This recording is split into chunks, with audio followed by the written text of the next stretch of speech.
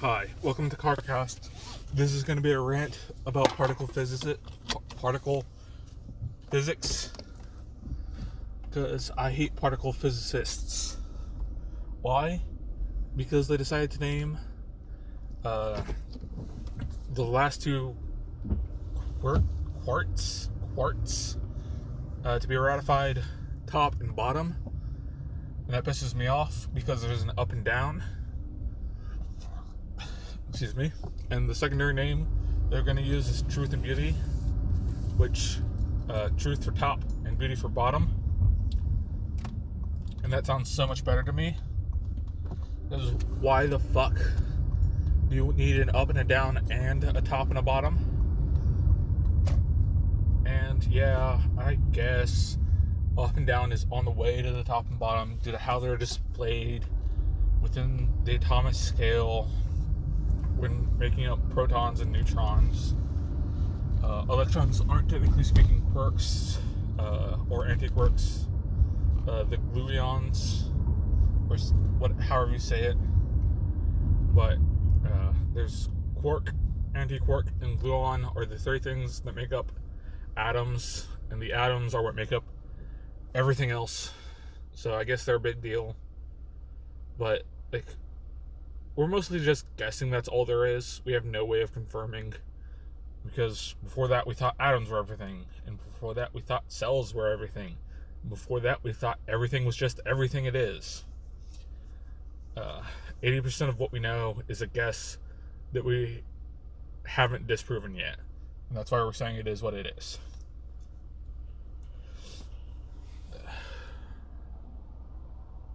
But since everything's just a guess, why not be poetic about it and call stuff like truth and beauty?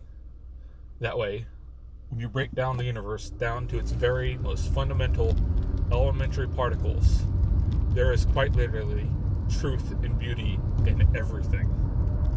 That sounds way more beautiful than when you break down the universe, there's a top and a bottom. Especially since, in theory, the ones called top would be on the bottom due to how they're shaped. Everything is effectively built around them, and then they're at the bottom of atoms. So I don't get why they were named the way they were. Maybe I'm getting something wrong. I'm not claiming to be a particle physicist. I'm not claiming to be even a good YouTuber, because I'm not. This is done in a car, with car noises as the background, and most of my pictures have been just shitty pictures I took on my phone, because I don't know how to upload videos yet.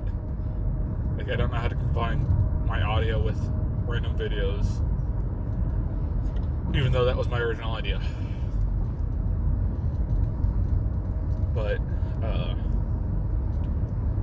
there are 6 flavors of quark from what I remember. The most recent one discovered was top quarks, and there's bottom quarks. Top quarks are unique in the fact that they're almost as heavy as a gold atom, because I guess gold atoms are some of the simpler forms of matter, I think. Not in the atomic way, but in the quark way. Because atomically, they're actually kind of complex due to the number of protons and electrons they have, compared to the most simple one, which is hydrogen, which only has 2. When I say 2, I mean it has a proton, a neutron, and 1 ring of electrons. The number of electrons in each ring varies up to, I think it was 8 or 7. It leads hydrogen 1-8 or something. It's why if you look at stuff on the atomic level,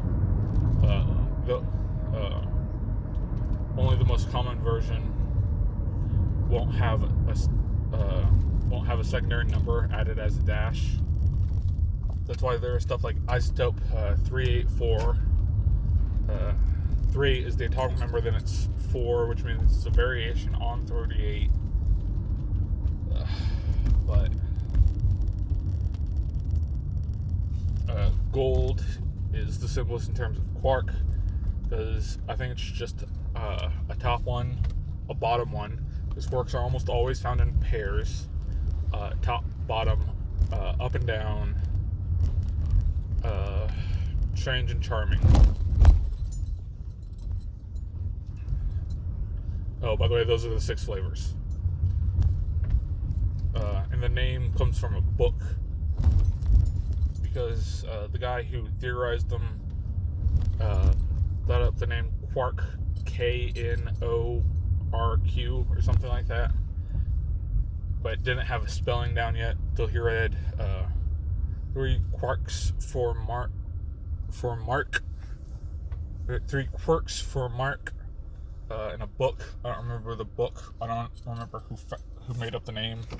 Like, he didn't discover anything. He theorized them ahead of time because he was able to figure out that, hey, since cells weren't what made up everything, atoms were. Maybe there's something making up atoms outside of like protons and neutrons and shit.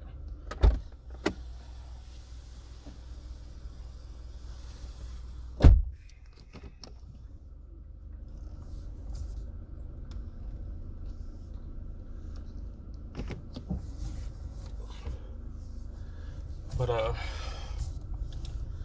yeah, this has been a rant about particle physics because they annoy me.